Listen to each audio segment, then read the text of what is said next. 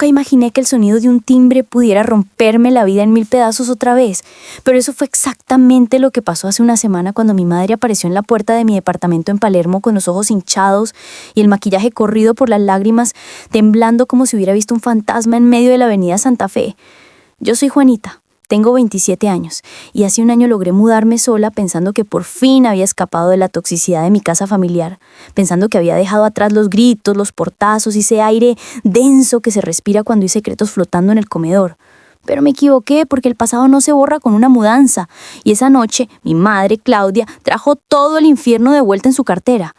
Abrí la puerta y ni siquiera me saludó. Solo entró como una tromba de desesperación y se dejó caer en mi sofá de terciopelo gris, sin soltar su teléfono, aferrándose a ese aparato como si fuera la única prueba de que no estaba loca, y yo me quedé paralizada viendo a la mujer que siempre intentó mantener la compostura desmoronarse frente a mis ojos.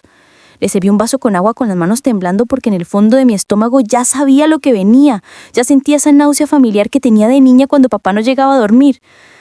Mamá me miró y me rogó con voz quebrada que por favor no le dijera a Diego, a mi padre, que ella estaba ahí, que necesitaba desahogarse porque sentía que iba a explotar si se guardaba el secreto un minuto más.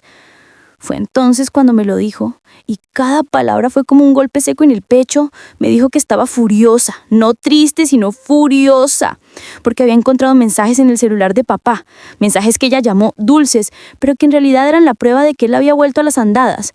Me contó que aprovechó que él se estaba bañando para revisar su teléfono porque tenía esa intuición femenina que nunca falla, ese sexto sentido que te grita que algo anda mal cuando tu marido empieza a poner el celular boca abajo en la mesa o se lo lleva hasta el baño.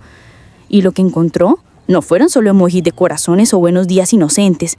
Encontró conversaciones con una compañera de trabajo que cruzaban la línea de lo profesional y se metían de lleno en lo íntimo, en lo prohibido, en ese terreno sucio donde se construyen las traiciones.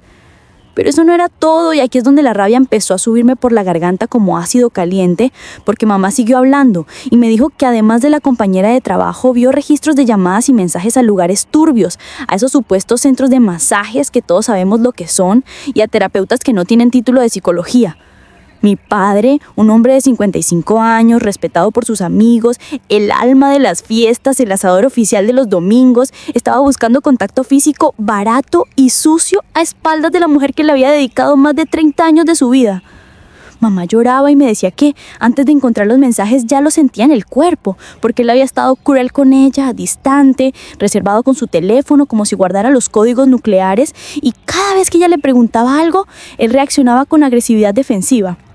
Yo estaba en shock, sentada frente a ella en mi sala, sintiendo un dolor profundo, no solo por ella, sino por mis hermanos y por mí misma, porque esto no era nuevo, esto era una repetición de la película de terror que ya habíamos vivido y que pensé que habíamos superado.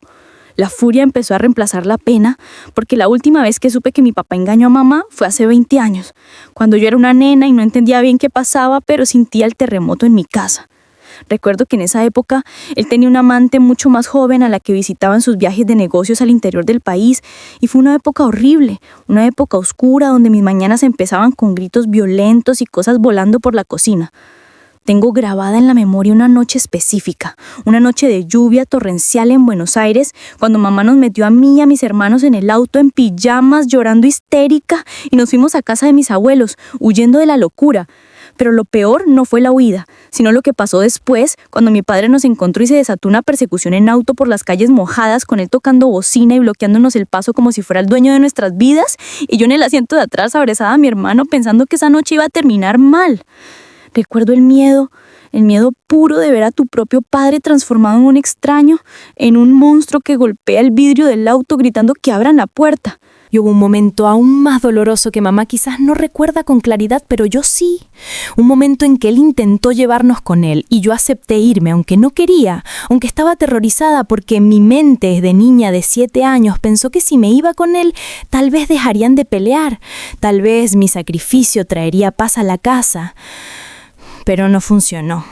Y mi madre, resentida y dolida, me culpó por un tiempo por haberme ido con él, sin entender que yo solo era una niña tratando de apagar un incendio con las manos desnudas. Ella a veces me usaba de mensajera. Me hacía hablar con papá para arreglar las cosas entre ellos. Me ponía en medio del campo de batalla sin chaleco antibalas. Y eso me dejó cicatrices que hasta el día de hoy me duelen. Todo ese capítulo de mi infancia me marcó. Me dejó con una desconfianza crónica hacia los hombres, me hizo ver sombras donde no las hay y me convertí en una mujer que siempre está esperando la traición. Y ahora, 20 años después, la historia se repetía, pero con un agravante. Y es que yo ya no soy esa niña indefensa, ahora soy una mujer adulta que entiende perfectamente la magnitud del cinismo de mi padre. Toda esta semana, mi madre ha venido a mi casa o me ha llamado para contarme los detalles de lo que encontró y de las discusiones que ha tenido con él. Y tengo que confesar algo que me hace sentir terrible, pero que es la verdad. Estoy perdiendo la paciencia con mi madre y me siento culpable por eso, pero no puedo evitarlo porque a pesar de todo lo que vio, a pesar de las pruebas, a pesar de la humillación, ella sigue eligiendo quedarse. Le rogué que se quedara conmigo en mi departamento, que no volviera a esa casa, que se diera un tiempo lejos de él para pensar con claridad. Le ofrecí mi sofá, mi cama, mi espacio, todo lo que tengo para que ella pudiera salir de ese ambiente tóxico. Pero ella se negó rotundamente. Me dijo que no quiere dejar a mi padre. No solo no quiere dejar la casa grande en el barrio cerrado, sino que no quiere dejarlo a él. Y la razón que me dio fue lo que terminó de romperme. Me dijo que no quiere que nosotros, sus hijos, perdamos el respeto por él. Me dijo que quiere proteger su imagen ante nosotros, como si la imagen de un hombre mentiroso valiera más que su propia dignidad. Entiendo que ella cree que lo está protegiendo. Entiendo que es su forma retorcida de amor, de dependencia, pero yo ya no puedo mirarlo igual. Algo se rompió dentro de mí esa noche en que ella llegó llorando. Para mí la infidelidad en todas sus formas es repugnante. Es el acto final de cobardía. Es mirar a los ojos a la persona que duerme con vos y mentirle sin que te tiemble el pulso. Y para colmo de males, todo esto llega en el peor momento posible para mí, porque hace unos meses descubrí que mi exnovio, ese chico que parecía perfecto, que me traía flores y se ganaba a mi familia, tenía una amiga en línea que ocultaba celosamente, mientras jugaba a ser el novio leal y amoroso. Ese descubrimiento reabrió todas las heridas que yo había enterrado de mi infancia. Fue como si el universo me dijera que no hay escapatoria, que todos los hombres son iguales, que la historia de mis padres es mi destino inevitable. A lo largo de los años, mamá me ha contado historias de terror sobre cuánto aguantó de papá, sobre cómo él la engañaba incluso antes de casarse y sin embargo, ella siempre lo perdonó. Siempre lo aceptó de vuelta con la excusa de que lo amaba demasiado y de que no quería una familia rota. Cuando yo era adolescente, hubo otro episodio que me marcó a fuego. Una tarde en que ella encontró fotos de mujeres en el teléfono de papá y en su desesperación me las mostró a mí, a su hija adolescente, como buscando una aliada en su dolor o tal vez queriendo que yo también odiara lo que ella no se atrevía a dejar. Siempre es la misma justificación. El amor, la familia, la estabilidad, pero yo veo cómo ella se consume, cómo se hace pequeña, cómo pierde su brillo mientras él sigue su vida como si nada, pasando de ser el marido ejemplar al hombre que busca masajes turbios. El fin de semana pasado intenté hablar con ella en serio. Intenté sacudirla para que reaccionara. Le dije que no puedo seguir viéndola perderse a sí misma de esta manera, que me duele verla aceptar migajas de respeto. Pero ella me ignoró. Estaba sentada en el sillón de su casa pasando fotos en su teléfono y mirando la televisión como si yo fuera un ruido de fondo, como si mis palabras no tuvieran peso. En ese momento sentí una frustración tan grande que algo se quebró dentro de mí. Me levanté y salí de la casa sin decir una palabra. Y ella ni siquiera reaccionó, ni siquiera levantó la vista para ver que su hija se iba con el corazón roto por la impotencia. Y lo más irónico y doloroso es que incluso ahora, después de todo lo que sabe, ella sigue pidiéndome a mí, y no a mis hermanos, que hable con papá, que intervenga, que ayude a arreglar las cosas entre ellos, como si yo fuera la terapeuta matrimonial de mis propios padres. He estado evitando a mi padre completamente. No le contesto las llamadas, no voy a los almuerzos familiares, invento excusas de trabajo porque él no tiene idea de que yo sé todo. No sabe que su máscara se cayó frente a mí. Pero tengo tanto miedo de verlo porque siento una ira tan volcánica, tan visceral que sé que si lo tengo enfrente voy a explotar y le voy a gritar todas las verdades que he guardado durante 20 años. Me duele pensar que después de tanto tiempo tratando de reconstruir una relación con él, tratando de perdonar el pasado y tener un vínculo de padre e hija, todo se arruinó de nuevo por su estúpida necesidad de atención y validación externa, por su egoísmo infinito. Además, en mi país, el divorcio, Aunque es legal, es un proceso tan desgastante y costoso que muchas mujeres como mi madre prefieren aguantar el infierno conocido que enfrentarse a la incertidumbre de la soledad y la batalla legal. Y mi padre lo sabe y se aprovecha de eso. Mamá dice que él la culpa a ella de sus infidelidades. Dice que él le dice que si ella fuera más cariñosa o más atenta, él no tendría que buscar nada afuera, lo cual no me sorprende en absoluto porque él ha sido un manipulador experto toda su vida. Él ha estado distorsionando la realidad y desviando la culpa desde que tengo uso de razón, haciéndola sentir a ella responsable de sus propios vicios y carencias morales. Estoy enojada con ella también. Y eso me hace sentir una porquería de hija, pero estoy furiosa porque ella sigue empujándome hacia él. Sigue insistiendo en que nos reunamos, en que cenemos todos juntos como la familia feliz que no somos, cuando yo simplemente no puedo fingir más. Lloro casi todos los días en mi departamento sola, sintiendo que el peso de sus problemas está aplastando mi propia vida. Siento que es injusto que yo tenga que cargar con esto. Sé que no es mi responsabilidad, sé que los problemas de pareja son de a dos, pero se siente como si yo fuera la única que ve la realidad completa, la única que siente el dolor de todos y sin embargo termino siendo la encargada de arreglarlo mientras mi propio dolor es ignorado y barrido bajo la alfombra. Pero esta mañana pasó algo que cambió todo, algo que me hizo darme cuenta de que la pasividad se acabó y de que si mi madre no se va a defender, alguien tiene que hacerlo por ella, aunque sea para abrirle los ojos a la fuerza. Estaba en mi trabajo tratando de concentrarme en un informe cuando mi celular vibró en el escritorio. Vi la pantalla y era un mensaje de él, de Diego, de mi papá. El mensaje decía: «Hola princesa, espero que estés bien, te extraño mucho. ¿Cuándo nos vemos para almorzar? Tengo una sorpresa para vos. Te quiero». Leí esas palabras y sentí una repulsión física. Sentí como la bilis me subía porque imaginé que con esos mismos dedos con los que me escribía princesa, le escribía cosas sucias a su compañera de trabajo o buscaba direcciones de lugares oscuros. La hipocresía me golpeó como una bofetada y en ese instante decidí que no iba a ser cómplice de su doble vida. Decidí que ya no iba a ser la niña asustada en el asiento de atrás del auto mientras mis padres peleaban. Si mi madre no tenía la fuerza para exponerlo, yo la tendría por las dos, porque no voy a permitir que él siga caminando por la vida creyéndose el rey del mundo mientras nosotras lloramos en silencio. Esa tarde salí del trabajo temprano y en lugar de ir a mi casa manejé hacia el centro, hacia la zona donde están las oficinas de mi padre porque necesitaba ver con mis propios ojos, necesitaba confirmar si lo que mamá decía era solo la punta del iceberg.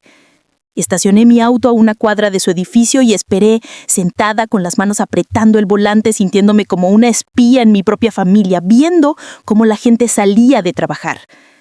Y entonces lo vi. Salió del edificio impecable con su traje azul, saludando al guardia con esa sonrisa encantadora que engaña a todos.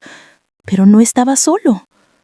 Iba caminando hacia su auto y a su lado iba una mujer que no era mi madre.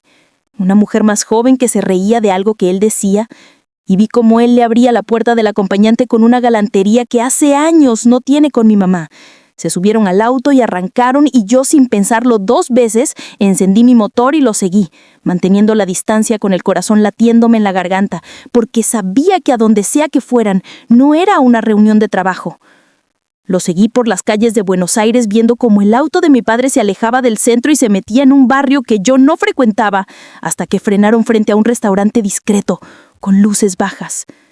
Los vi bajar, y vi cómo él le ponía la mano en la cintura con una familiaridad que me revolvió el estómago.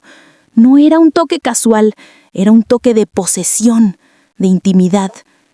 Me quedé en mi auto mirando la escena sintiendo cómo la tristeza se transformaba en una determinación fría y dura.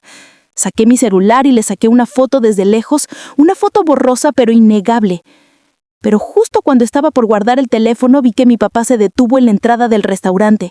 Sacó su propio celular y empezó a escribir algo sonriendo. Segundos después mi teléfono vibró de nuevo. Miré la pantalla y era otro mensaje de él que decía: «Estoy en una reunión aburridísima con unos clientes. Se va a hacer tarde, no me esperen despiertos. Un beso a tu madre». Leer esas palabras en tiempo real, ver cómo fabricaba su coartada a metros de distancia mientras tocaba a otra mujer fue la gota que derramó el vaso. Ya no había vuelta atrás, ya no había duda ni confusión. Ahora tenía la certeza y tenía la prueba, pero sobre todo tenía un plan que empezaba a formarse en mi cabeza. Un plan para que esta vez la verdad no fuera solo un llanto en la cocina, sino una bomba que destruyera su teatro para siempre. Guardé el teléfono, puse primera y me fui de ahí, pero no me fui a llorar a mi casa. Me fui sabiendo que la guerra había empezado y que esta vez Diego no iba a salir ileso. Porque no hay nada más peligroso que una hija que perdió el miedo y encontró su sed de justicia. Esa noche no dormí ni un solo minuto porque la imagen de mi padre besando a esa mujer y la mentira descarada de su mensaje de texto daban vueltas en mi cabeza como una calecita infernal. Pero en lugar de llorar, sentí que mi sangre se transformaba en hielo. Llegué a mi departamento y en vez de tirarme en la cama, encendí mi computadora y empecé a diagramar mi estrategia, porque entendí que una foto borrosa y mi palabra contra la de él no iban a ser suficientes para derribar a un manipulador experto como Diego. Mi padre es un encantador de serpientes, un tipo que puede venderle arena a un beduino, y si yo iba a enfrentarlo, necesitaba munición pesada. Necesitaba no solo exponer su infidelidad, sino destruir su coartada de hombre perfecto y víctima de un matrimonio infeliz. Al día siguiente sonó mi teléfono, y era mi madre, Claudia, con esa voz temblorosa que me saca de quicio, diciéndome que el domingo haríamos un asado en la casa familiar porque papá quería unir a la familia, y que yo tenía que ir sí o sí. Sentí ganas de gritarle que su marido estaba revolcándose con otra mientras ella compraba la carne, pero me mordí la lengua hasta sentir el gusto metálico de la sangre, y le dije que sí, que ahí estaría. Fue la decisión más fría que tomé en mi vida, porque entendí que ese almuerzo no sería una tortura, sino mi oportunidad de oro para entrar en la boca del lobo y sacar la información que me faltaba.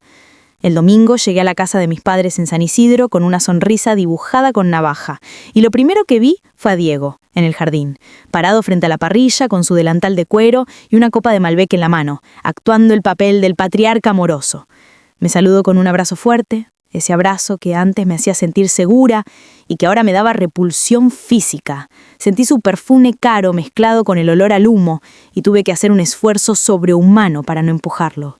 Mis hermanos ya estaban ahí, riéndose de sus chistes, celebrando sus anécdotas, sin tener la menor idea de que ese hombre que nos servía chorizo y morcilla era un traidor que se gastaba el dinero de la familia en hoteles baratos. La tensión dentro de mí era insoportable. Cada vez que él le decía mi vida a mamá o le acariciaba el hombro, yo sentía una puntada en el estómago. Pero me mantuve en mi papel de hija obediente, esperando al descuido, esperando el error. Y el error llegó después del postre, cuando el alcohol y la confianza le jugaron una mala pasada a mi padre, quien dejó su celular desbloqueado sobre la mesa del quincho mientras iba al baño a buscar más hielo. Fue un segundo, una ventana de tiempo minúscula, pero yo no lo dudé ni un instante. Me levanté con naturalidad, agarré su teléfono y caminé rápido hacia el interior de la pasa, metiéndome en el lavadero donde nadie podía verme. Mis manos volaban sobre la pantalla y mi corazón latía tan fuerte que pensé que se me iba a salir por la garganta, pero logré abrir su WhatsApp y lo que vi fue peor de lo que imaginaba, mucho peor. No solo estaba la conversación con la compañera de trabajo, a la que tenía agendada como Marisa Contabilidad para despistar, sino que había chats con 2 mujeres más y grupos con amigos donde se burlaba de mamá de la forma más cruel y despiadada. Leí mensajes donde le decía a su amante que mi madre era una vieja aburrida, que ya no le servía para nada, que solo estaba con ella por la casa y por la imagen social, y que estaba planeando cómo sacarle la mitad de los ahorros antes de pedirle el divorcio en unos años. Saqué mi propio celular y empecé a sacar fotos a cada pantalla, a cada conversación, a cada prueba incriminatoria, asegurándome de que se viera bien el nombre y la fecha, porque sabía que él iba a negar todo hasta la muerte. Pero entonces encontré algo que me heló la sangre. Encontré una reserva de hotel en una ciudad turística de la costa para el próximo fin de semana, una escapada romántica que coincidía exactamente con un supuesto viaje de negocios que él había mencionado durante el almuerzo. Iba a llevarse a su amante a gastar el dinero de nuestra herencia, mientras mi madre se quedaba en casa cuidando sus plantas y creyendo que él estaba trabajando duro por el futuro de la familia. De repente escuché pasos en el pasillo y la voz de mi padre llamándome, preguntando dónde estaba su princesa, y tuve que actuar rápido. Cerré todas las aplicaciones, dejé el teléfono en la mesada de la cocina y salí al encuentro fingiendo que estaba buscando servilletas. Él entró a la cocina con esa sonrisa falsa. Me miró a los ojos y por un segundo sentí que sabía lo que yo había hecho. Sentí el miedo paralizante de la presa frente al depredador. Pero él solo agarró su teléfono, Lo guardó en el bolsillo y me dio un beso en la frente diciéndome que estaba orgullosa de mí. Casi vomito ahí mismo sobre las baldosas blancas, pero mantuve la compostura y volví al jardín, sabiendo que ahora tenía el poder. Ahora tenía la dinamita para volar todo por los aires. Esa misma tarde, cuando el almuerzo terminó y mis hermanos se fueron, logré quedarme a solas con mi madre en la cocina mientras levantábamos los platos, y supe que no podía esperar más. No podía dejarla vivir en la ignorancia un día más. Le dije que se sentara, que tenía que mostrarle algo. Y sin preámbulos, sin suavizar el golpe, saqué mi celular y le mostré las fotos de los chats, le mostré las burlas, los planes macabros y la reserva del hotel. Esperaba que ella llorara, que gritara, que se rompiera. Pero lo que pasó fue mucho más frustrante y doloroso, porque mamá miró las fotos, se puso pálida y luego apartó la vista, negando con la cabeza como si no quisiera ver la realidad. Empezó a poner excusas ridículas. Me dijo que seguro eran bromas entre hombres, que yo estaba sacando las cosas de contexto, que ella sabía que él la quería a su manera y que no podía tirar 30 años de matrimonio a la basura por unos mensajes. Me gritó que yo no entendía lo que era el compromiso, que yo era joven y egoísta y que estaba tratando de destruir a la familia por rencor. Me dijo que dejara de meterse donde no me llamaban. Fue en ese momento cuando mi paciencia se terminó, cuando la lástima que sentía por ella se convirtió en una furia ciega, porque me di cuenta de que ella no solo era una víctima, era una cómplice de su propia desgracia, una facilitadora del abuso. Me levanté de la mesa golpeando la superficie con la mano abierta y le grité que si ella no se respetaba a sí misma, yo no podía respetarla tampoco. Le dije que ella estaba eligiendo ser la alfombra de un hombre que se reía de ella a sus espaldas. Le dije que ya no iba a ser su pañuelo de lágrimas, que si ella quería quedarse con él y ser la cornuda del barrio era su problema, pero que yo no iba a ser parte de esa farsa nunca más. Agarré mi cartera y salí de la casa dando un portazo que hizo temblar los vidrios, dejando a mi madre llorando en la cocina, no por la traición de mi padre, sino porque yo le había quitado la venda de los ojos a la fuerza. Manejé de vuelta a mi casa con las manos apretadas al volante y la mente funcionando a 1000 por hora, porque la reacción de mi madre me había confirmado algo crucial. Ella nunca lo iba a dejar por su propia voluntad. Ella necesitaba un empujón brutal. Necesitaba ver la humillación pública para reaccionar. Si yo le mostraba las pruebas en privado, ella las escondía bajo la alfombra. Pero si el mundo entero se enteraba, si la máscara de Diego se caía frente a todos, ella no tendría más opción que actuar. Y yo sabía exactamente cuándo y dónde iba a suceder eso. Sabía que el viaje de negocios del próximo fin de semana era mi escenario perfecto. Durante los siguientes 3 días me dediqué a planificar mi ataque con una precisión militar. Contacté a una amiga que trabaja en una agencia de viajes y con los datos que vi en el teléfono de papá, logré confirmar el hotel exacto y la hora de llegada. Pero no me quedé ahí. Decidí ir más allá. Decidí que no solo iba a confrontarlo, sino que iba a arruinarle el juego por completo. Compré un pasaje para el mismo destino, reservé una habitación en el mismo hotel, pero en otro piso, y empecé a preparar lo que yo llamaba el paquete de bienvenida. Imprimí las capturas de pantalla de los chats, las amplié, las puse en carpetas prolijas como si fueran informes de trabajo y preparé una sorpresa especial para la amante. Investigué quién era ella, busqué sus redes sociales y descubrí que Marisa no era solo una compañera de trabajo, era una mujer casada, con 2 hijos pequeños, una mujer que también estaba jugando a la familia feliz mientras destruía la mía. Eso me dio una nueva herramienta, una nueva palanca de presión, porque ahora no solo podía destruir a Diego, sino que podía hacer que el mundo de ella también ardiera. El miércoles recibí un mensaje de mi padre en el grupo familiar avisando que se iba de viaje el viernes temprano, que tenía reuniones importantes y que probablemente no tendría mucha señal. Ver ese mensaje fue como ver a un pez mordiendo el anzuelo. Le respondí con un emoji de pulgar arriba, deseándole suerte, tragándome el asco y preparándome para la cacería. Mi madre no dijo nada en el grupo. Su silencio era ensordecedor, lo que me indicaba que seguía en negación, que seguía protegiéndolo incluso sabiendo la verdad, y eso solo alimentó mi determinación. El viernes por la mañana me tomé el día libre en el trabajo alegando un problema personal. Cargué mi valija en el auto y salí hacia la costa, 3 horas antes que él, para llegar primero y preparar el terreno. El viaje por la ruta fue una mezcla de adrenalina y miedo, porque sabía que lo que estaba por hacer no tenía vuelta atrás. Sabía que después de este fin de semana, mi familia nunca volvería a ser la misma. Pero cada vez que dudaba, recordaba los mensajes.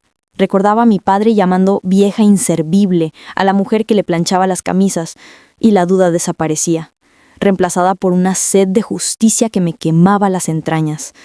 Llegué al hotel, me registré con anteojos oscuros y una gorra para no ser reconocida, y pedí una habitación con vista al estacionamiento para poder monitorear su llegada.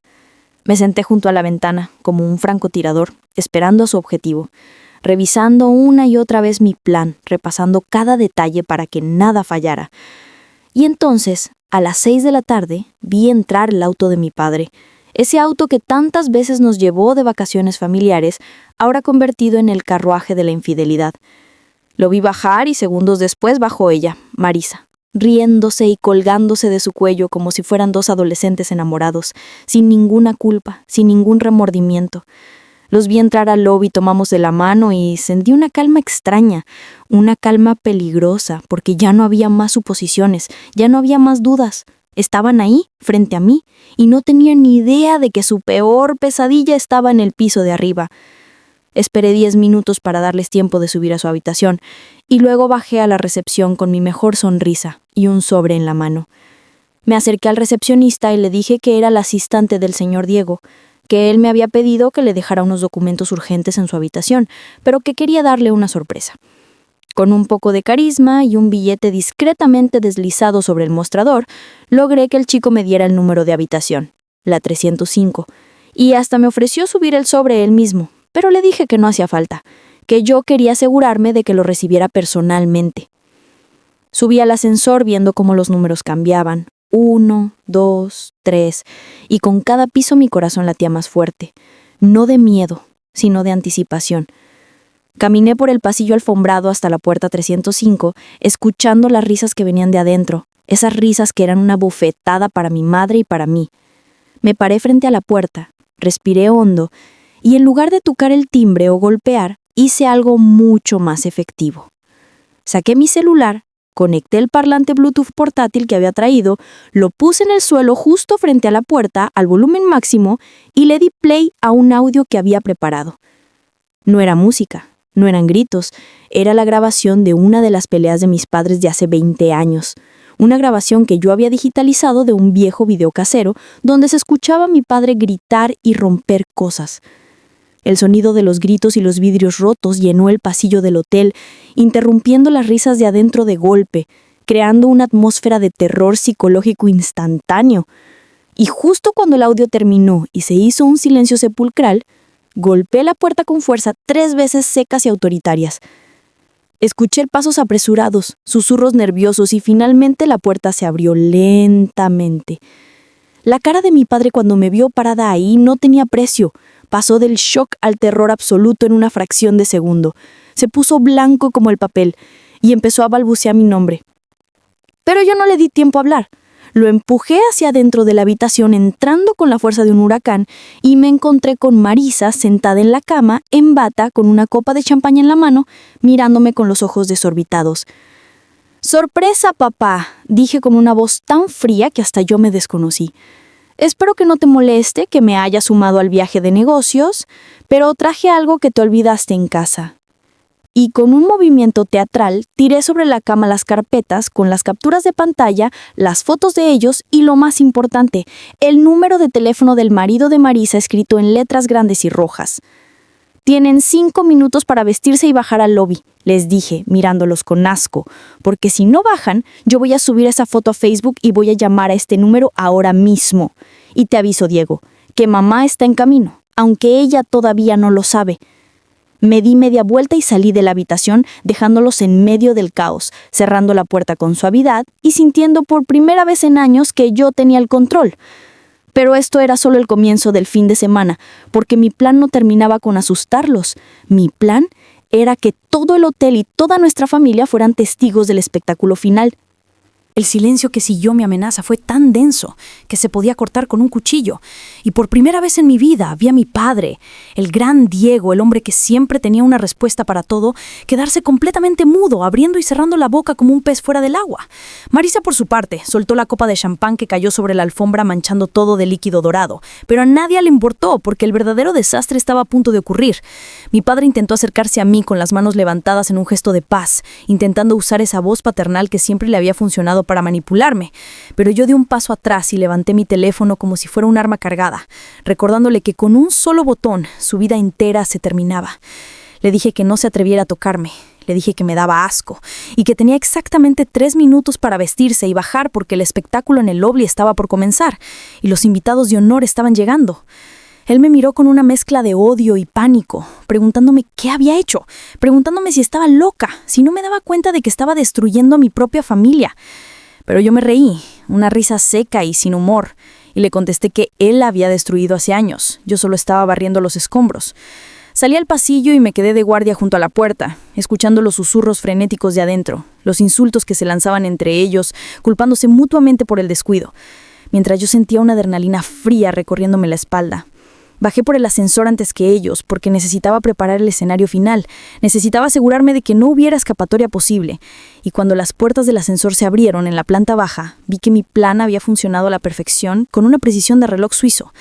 En el centro del lobby, sentada en uno de los sillones de cuero, estaba mi madre Claudia, con las manos apretadas sobre su cartera, mirando hacia todos lados con nerviosismo, porque yo le había mandado un mensaje urgente diciéndole que papá había tenido un accidente y que tenía que venir ya. Sé que fue una mentira cruel, sé que la asusté, pero necesitaba que ella viniera corriendo. Necesitaba que su preocupación se transformara en furia cuando viera la realidad, porque el dolor es el único antídoto contra la ceguera voluntaria.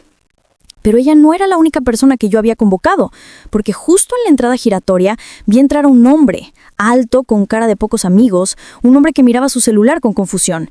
Era Roberto, el marido de Marisa, a quien yo había contactado por Instagram media hora antes, mandándole una foto de la ubicación de su esposa y diciéndole que tenía información urgente sobre la seguridad de sus hijos. Roberto no sabía con qué se iba a encontrar, pero su instinto le decía que algo andaba muy mal, y cuando me vio acercarme a él con paso firme, su expresión cambió de confusión a alerta máxima. Me presenté rápidamente, le dije que yo era la chica que le había escrito y le pedí que no hiciera preguntas todavía, que solo mirara hacia los ascensores porque la respuesta a todas sus dudas estaba a punto de bajar. Junté a mi madre y a Roberto en el centro del lobby, creando un triángulo de tensión explosiva. Mi madre me miró sin entender nada, preguntándome dónde estaba papá, preguntándome si estaba herido. Y yo le tomé la mano con fuerza y le dije que papá estaba perfectamente de salud, pero que su moral estaba muerta. Y en ese preciso instante, las puertas del ascensor se abrieron y salieron ellos, Diego y Marisa, tratando de mantener la compostura, caminando rápido hacia la salida, pensando que podrían escapar antes de que la bomba detonara. La escena fue cinematográfica. El momento exacto en que las miradas se cruzaron fue como un choque de trenes en cámara lenta. Diego vio a mi madre y se frenó en seco, pálido como un muerto, pero cuando sus ojos se movieron unos centímetros a la derecha y vio a Roberto parado con los puños cerrados, vi como el alma se le caía a los pies. Marisa soltó un grito ahogado y trató de esconderse detrás de mi padre, pero ya era tarde. Ya no había lugar donde esconderse, porque la verdad estaba ahí, iluminada por las luces de cristal del hotel y expuesta ante los ojos de todos los turistas y empleados que empezaron a mirar el espectáculo. Mi madre se quedó paralizada. No gritó, no lloró, simplemente se quedó mirando a mi padre y a la mujer que estaba con él, procesando la imagen, procesando que el accidente no era un choque de autos, sino una traición deliberada y sucia.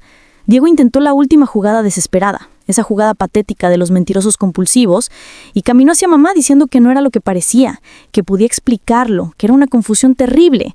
Pero antes de que pudiera llegar a ella, Roberto se interpuso en su camino, un muro de furia masculina, y sin decir una palabra le metió un empujón a mi padre que lo mandó directo al suelo frente a la recepción. El lobby se quedó en silencio total. La música de fondo parecía haberse detenido y mi padre desde el piso miraba hacia arriba con terror, mientras Roberto le gritaba a su esposa preguntándole qué hacía ahí, preguntándole quién era ese tipo. Fue el caos absoluto. Marisa lloraba pidiendo perdón, diciendo que era un error. Diego intentaba levantarse y arreglarse el saco para recuperar algo de dignidad, y mi madre seguía ahí, parada, como una estatua de sal. Yo sabía que este era el momento crítico. Sabía que si no intervenía ahora, mi madre podría flaquear, podría creer las mentiras de nuevo. Así que saqué mi as bajo la manga, el golpe final que había descubierto en los chats. Me paré en medio de todos y con voz fuerte para que hasta el conserje me escuchara, grité la verdad que más dolía, la verdad que no tenía que ver con sexo, sino con dinero y lealtad. Miré a mi madre y le dije que no solo la estaba engañando con otra mujer, le dije que Diego estaba planeando vaciar las cuentas conjuntas, le dije que en los mensajes se burlaba de ella llamándola vieja inservible y que su plan era dejarla en la calle apenas consiguiera transferir los fondos a una cuenta en Uruguay.